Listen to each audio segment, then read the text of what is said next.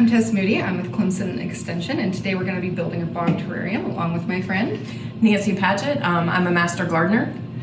And so today this bog terrarium is going to be used as a demonstration for classrooms.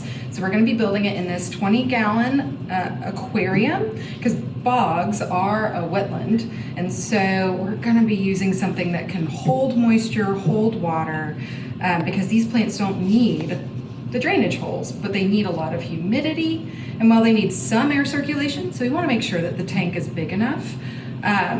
This 20-gallon tank is going to be perfect for our, I think we have about 6 plants today. So first thing we're going to do, because we do need to see some drainage, we need to make sure that our water levels are right. First thing we're going to do is we're going to put perlite in the bottom. Perlite is a substrate that's made from like lava rock, and so it does not have any nutrition in it. So the important thing about bogs is that it is a nutrient poor environment. And so we want all of our substrate, or soil if you will, to be nutrient poor. These plants are adapted to not get nutrients from the soil, but rather get nutrients from other places, which we'll discuss as we go. All right, so before we handle perlite, we have to make sure we put masks on because perlite is not very good for your lungs. So first thing, a nice layer of perlite. And you can get perlite just about at any garden center. The important thing is that we want to make sure that it does not have any nutrients in it. So Miracle-Gro perlite can come with some nutrients in it, so we want to make sure that it's not that. All right, can you see if that's an even layer on your side as well? Perfect. Excellent. So because perlite is nice and white, we can see the layer of water. When we pour water into our bog, we'll be able to see the level of water so that we can maintain a consistent level. All right, so thank you for mixing this up for me, by the way. But this is our substrate mix. It's a nice mix of peat moss and perlite. And this is sphagnum peat moss that's, I think it's Canadian is this sphagnum peat moss. And it's a really fine material, and it comes from bogs as well. And so it has no nutrients in it. Additionally, we want to make sure that it does not have any added nutrients to it. So it's about half sphagnum peat moss, about half perlite in here as well. So we're going to fill this up with a couple of inches of this mixture now.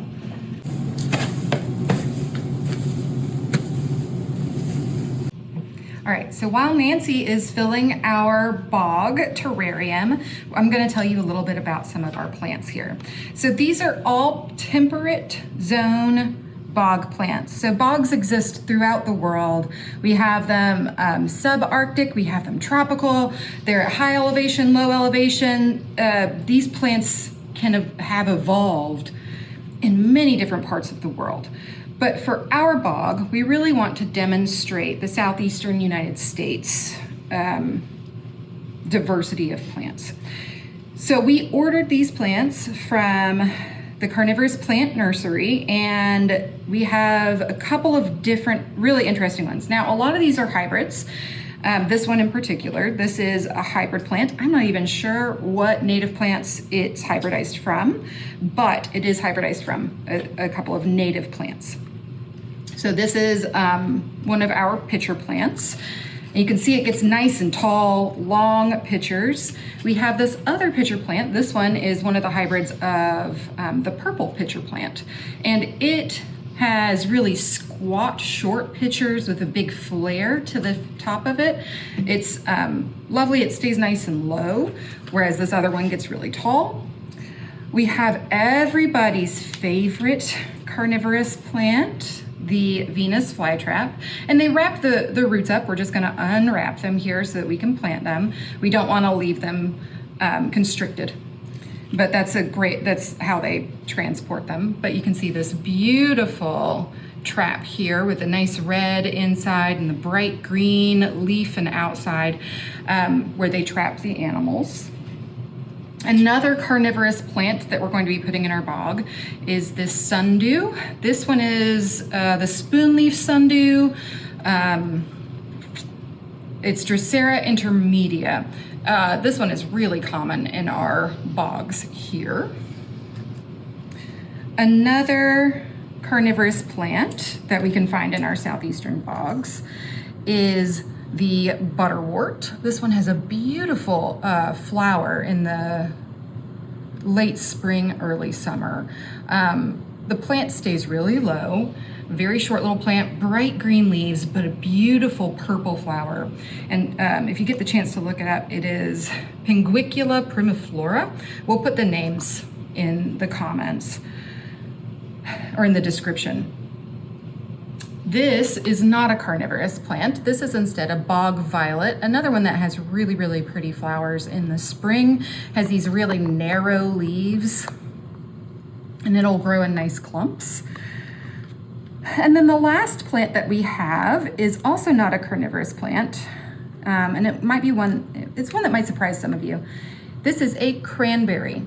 Just like the cranberries you eat at Thanksgiving, this is the plant that it comes from. And cranberries are also a bog plant. They grow in very wet conditions, and in fact, they flood the fields in order to harvest the cranberries. So that's all the plants we'll be putting in this bog today. You can get these plants, like I said, from a nursery. You can also order seeds. You don't have to have this many plants to make a successful bog though, but you do want to make sure that you have enough space around each plant for air to still circulate. This is really important, or else they will mold because there's a lot of moisture and it's a closed environment. So you want to make sure that you still have enough air for them to be able to breathe. Okay, Tess, so I put in about 2 to 2.5 inches of perlite. And then I have about 2.5 to 3 inches of the peat moss, the sphagnum peat moss and perlite. Perfect. That's perfect because our root balls are about 2.5 to 3 inches. So I think that that'll be the perfect depth for our plants to be happy.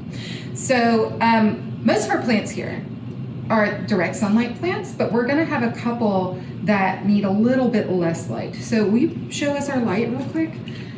So this is a full spectrum light, and if you want to set it right on top here. Perfect. So the thing about these carnivorous plants is they need a ton of sunlight. They cannot handle shade at all,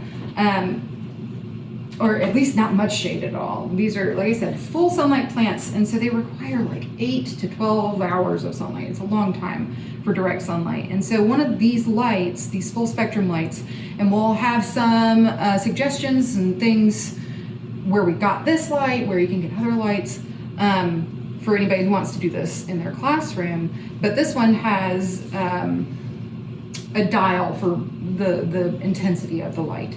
But you can see just how bright it is. It is a little bit blinding, but that's exactly what these plants love. With this nutrient poor environment, plants are getting still the majority of their nutrition from the sun. And so while they do eat invertebrates, really most of their nutrition is coming from the light from the sun. And so we really need a good source of light if we're gonna have an indoor terrarium, an indoor bog. So that's why we have this super bright light.